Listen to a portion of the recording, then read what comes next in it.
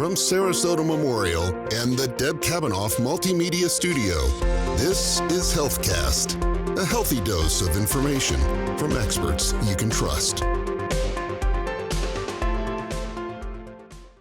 Hi, everybody. Welcome to HealthCast. I'm Allison Gottermeyer. Thanks so much for joining us today as we continue our conversations surrounding nutrition and diet. In this final episode of the series, we'll discuss heart-healthy diets and nutrition specific to cardiac patients. Our guest today is Jemity Langfelder, a clinical dietitian at Sarasota Memorial. Thanks so much for being back with us. Thanks for having me back. Heart disease is a huge problem globally. How often are you meeting with cardiac patients or people concerned about heart disease and their nutrition?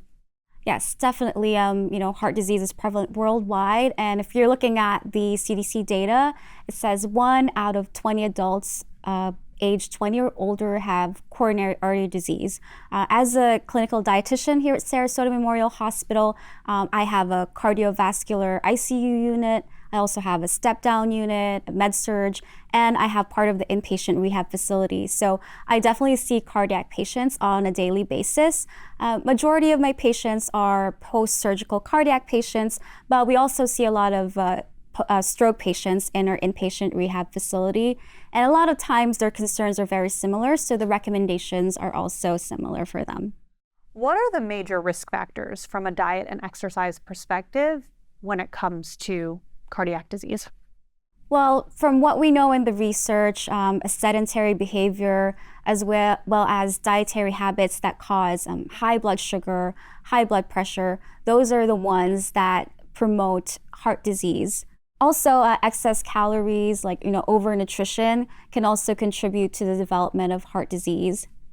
We've all heard about cholesterol impacting heart disease, but there is newer information about cholesterol. What can you tell us about that specifically? The recommendations about limiting dietary cholesterol is from research that was, back in the 1980s.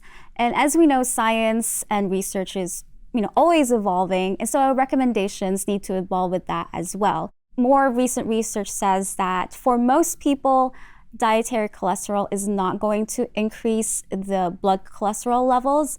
And what we're finding more of is that a high intake of refined carbohydrates and saturated fats, those are the ones that contribute more to the development of heart disease.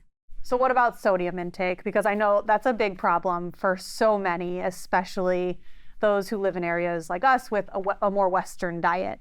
If you look at the data, on average, Americans are eating 3.4 grams of sodium, which is about 1.5 teaspoons of table salt. But the recommendation is actually for 2.3 grams or about 1 tablespoon of table salt. So in general, Americans are eating a little bit more sodium than they should be eating.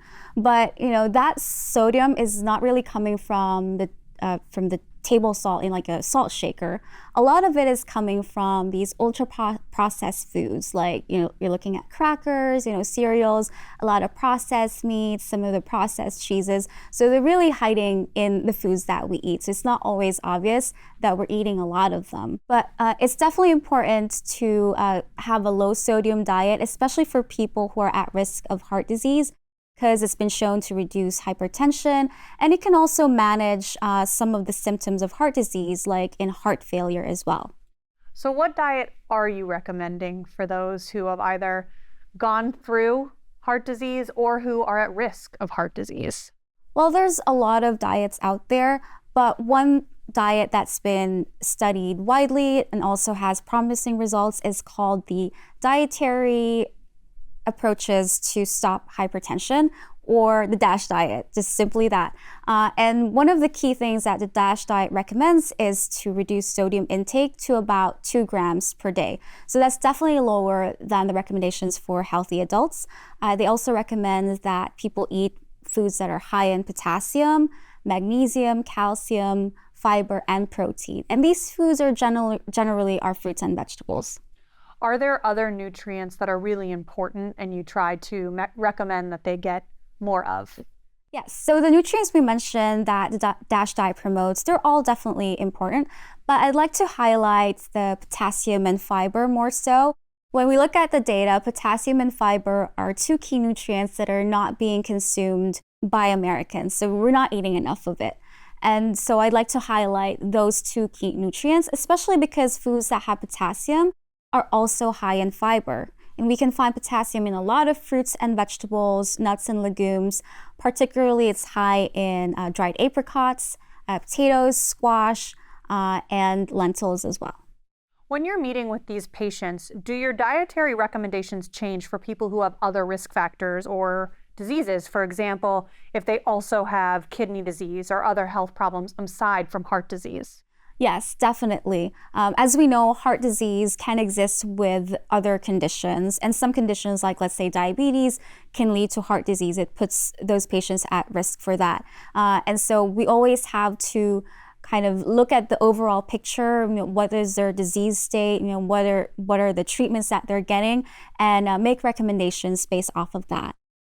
What about dietary supplements? With all of those nutrients you're recommending that you're trying to really have this patient population get enough of, can dietary supplements be used for someone who knows they aren't getting enough of those nutrients needed? Yeah, in terms of heart health, I would say that a lot of the nutrients we can get from food, like potassium is one of them. But more specifically, I would say people might benefit from maybe a calcium or a fiber supplement, because again, we know that these two nutrients are not being consumed by majority of Americans, and not everyone's getting their calcium intake as well as fiber. So that's probably the two key nutrients that they could look into, talk to their provider definitely, or their physician before starting supplementation.